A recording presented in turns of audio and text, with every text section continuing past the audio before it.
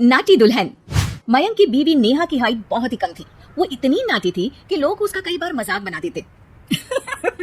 अरे नेहा, तेरे लिए तो मुझे किचन में टेबल रखना पड़ेगा। माँ जी, इतनी भी नाटी नहीं हूँ मैं, और हाँ, हील्स पहन कर तो बिल्कुल आपके बराबर आ जाती हूँ।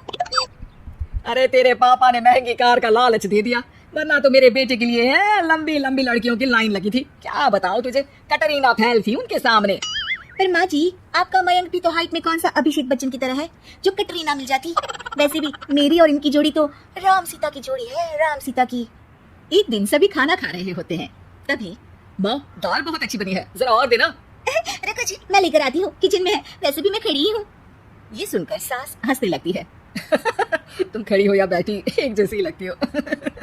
बस कीजिए जी, अभी हिल्स नहीं पहनी है, वैसे भी हिल्स पहनती हूँ तो आपकी बराबर ही लगती हूँ। एक दिन नेहा सब्जी लेने बाहर निकलती है तो पड़ोसन कहती है, अरे देखो देखो कितनी नाटी है, मयंक तो दिखने में अच्छा है, हाइट भी ठीक ठाक है, फिर क्या जरूरत थी ऐसी नाटी बहू लाने की। दहेज बहन दहेज, अंधे हो गए थे पैसों के पीछे, अब करे जगह हसाई। दोनों की बात नेहा सुन लेती है और उसे बहुत गुस्सा आ जाता है। आंटी जी, एक बात बताओ, मेरे पापा के पास पैसे हैं, उनको अच्छे लड़के की तलाश थी, ये पसंद आए और शादी हो गई, इसमें मेरा क्या कसूर है जो आप लोग मुझे सुना रही हैं? अरे नहीं नहीं नेहा, हम तो तेरी सास की बात कर रहे थे कि कितनी लालची औरत है।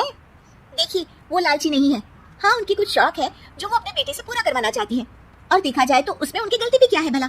अगर इन्होंने मुझसे शादी की है तो जरूर कुछ न कुछ तो अच्छाई नजर आई होगी ना। और अब ना तो मैं आपकी बहू हूँ और ना ही आपके रिश्तेदारों को मुझसे मिलना है, फिर ये बात समझ नहीं आई कि आप इतना परेशान क्यों हो रही हैं। ये बोलकर नेहा वहां से निकल जाती है। नेहा, चलो तैयार हो जाओ, हम लोगों को एक पार्टी में जाना है।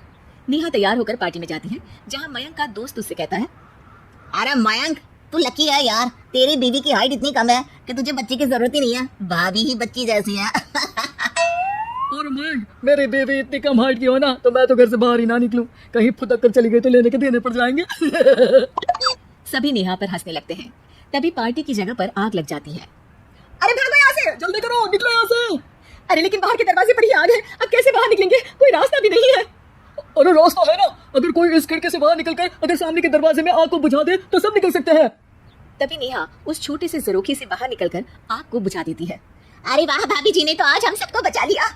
वाह भाई वाह, देवी हो तो ऐसी, अपने पति ही नहीं बल्कि यहाँ मौजूद सभी की जान बचा ली है इसने। भाई मयंक, माफ कर देना, तेरी बीवी तो सच में कमाल है। मुझे ये बात पता है और मुझे मेरी बीवी पर गर्व है। नेहा मुस्कुराकर अपने पति की तरफ देखती है। कुछ दिनों बाद जब नेहा और उसकी सास मार्केट जाती है, वहाँ पर, अरे भैया, ये कपड़ा तो देना, कितने का पड़ेगा?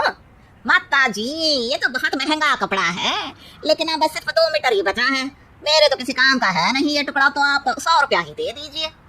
अरे भैया, तो मैं क्या करूंगी इस टुकड़े का, लेकिन वैसे है बड़ा ही सुंदर। तभी नेहा बोल पड़ती है, इसमें तो मेरी पूरी ड्रेस बन जाएगी। ये कहकर वो कपड़ा ले लेती है। अगले दिन नेहा वो ड्रेस पहनकर सास के सामने आती है। अरे वाह नेहा, ये ड्रेस तो बहुत ही सुंदर लग रही है, बड़ी महंगी होगी ना? अरे कपड़ा तो मैंने ही पसंद किया था, बस पूरा नहीं था तो इसने ले लिया। सिर्फ 200 रुपये की ड्रेस है ये पूरी। देखो माँ जी, नाटी होने का भी कम फायदा नहीं है। जैसे तैसे दिन कट रहे थे। सास और पड़ोसियों के मजाक बनाने का सिलसिला चल ही रहा था कि एक दिन मोहल्ले से जोर जोर से आवाज आती है, हाय रे मैं मर गई, भगवान मैं क्या करूं। अरे क्या हुआ? देखते हैं तो सभी एक हॉल के सामने भीड़ लगाकर खड़े हैं। मेरा बेटा प्रिंस गड्ढे में गिर गया है। पड़ोसन जोर जोर से रोने लगती है कि तभी वहां नेहा आ जाती है। रोइए मत, मैं प्रिंस को लेकर आती हूँ। ये बोलकर नाटी सी पतली सी नेहा गड्ढे में घुसकर बच्ची को बाहर ले आती है। अब क्या था, एक बार फिर नेहा के लिए पूरा मोहल्ला तालियां बजाता है।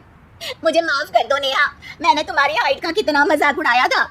कोई बात नहीं मासी, प्रिंस ठीक है, ये बात है। अब वो दिन आता है जब सास नेहा की तारीफ करती है। वाह बहू वाह, तेरी तारीफें सुन सुनकर तो मैं खुश हो गई। आज तो तूने ये साबित कर दिया कि समाज में इंसान अपने रंग रूप और लंबाई चौड़ाई से नहीं बल्कि साहस और हौसले से काबिल कहलाता है। मुझे माफ कर देना बेटा।